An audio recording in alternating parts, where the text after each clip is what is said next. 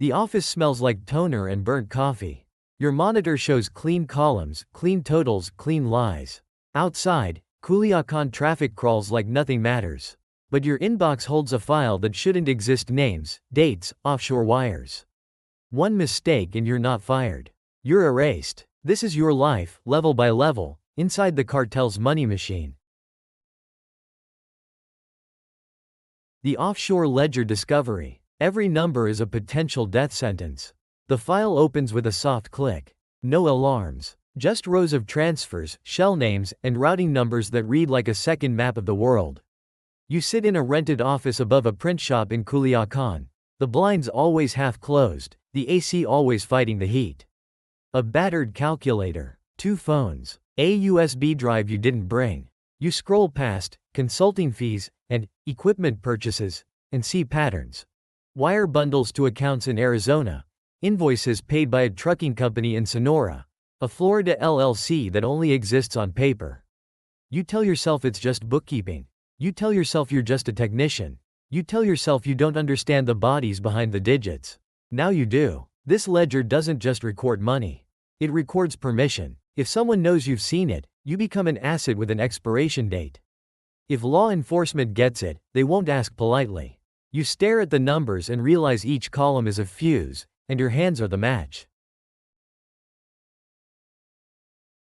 Balancing the books of death. Your worth measured in loyalties and ledgers. Mornings start with routine and end with revisions.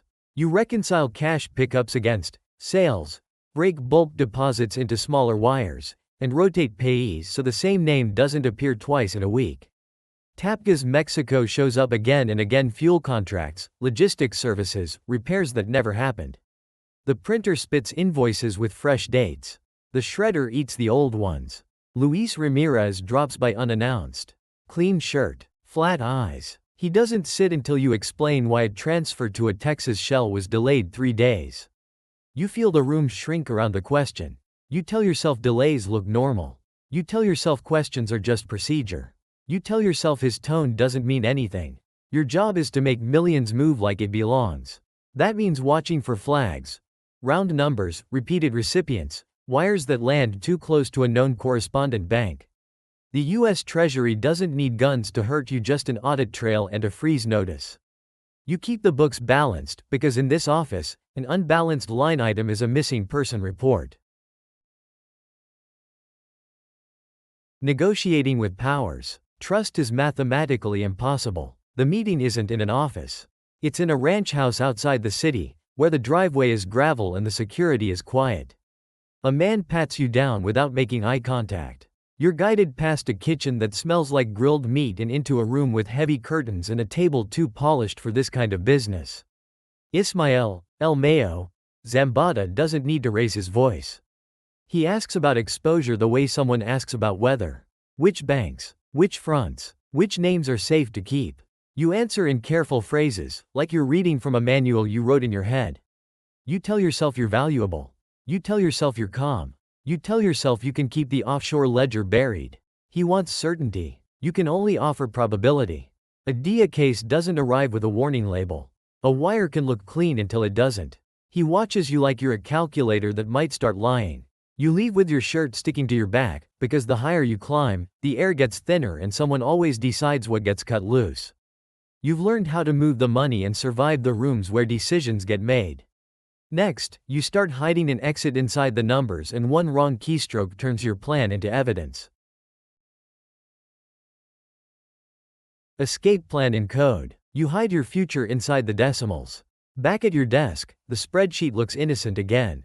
Same columns, same totals, same clean lies. You build a second ledger that doesn't look like one, notes buried in vendor IDs, routing numbers that are mistyped on purpose, dates that drift by exactly 1 day. A passport application number becomes a reference code. A safe deposit box in Nogales becomes a maintenance expense. You work in the quiet hours, 2:13 a.m., 4:40 a.m., when the city is all dogs and distant engines. You keep 2 USB drives, one real, one decoy, sealed in separate plastic bags to kill fingerprints. You tell yourself it's only redundancy. You tell yourself it's only hygiene. You tell yourself nobody audits the accountant. But hiding is also writing. Every disguise you create teaches you what you'd have to prove if you ever tried to trade this for a new name. A real exit needs clean copies, checksum accurate files, and a chain of custody you can explain without blinking. You don't stash hope in a suitcase. You compress it into numbers, and pray no one ever learns how to read you. The last reconciliation. When the books close, you're the entry that won't clear. A call comes in before sunrise. Not from Luis. From a number you don't have saved, the kind that never rings twice. You're told to come in early. No details. Just the address you already know and the tone that turns your mouth dry. The office feels smaller. The AC rattles. The shredder sits empty, like it's been waiting.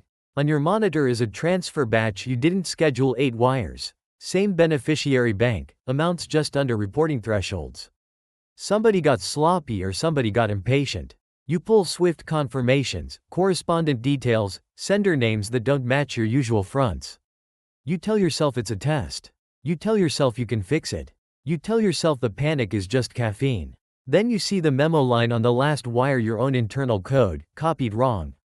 Not from your file, from your method. You finish the reconciliation anyway, because in this business the books always close, sometimes on money, sometimes on you. You learn that freedom doesn't arrive as a door. It arrives as a margin. A few digits nobody notices. A copied code that tells you someone has been close enough to study your hands. You can move millions without touching a weapon, and still feel the weight of metal every time a phone rings. The ledger never forgets what you tried to become.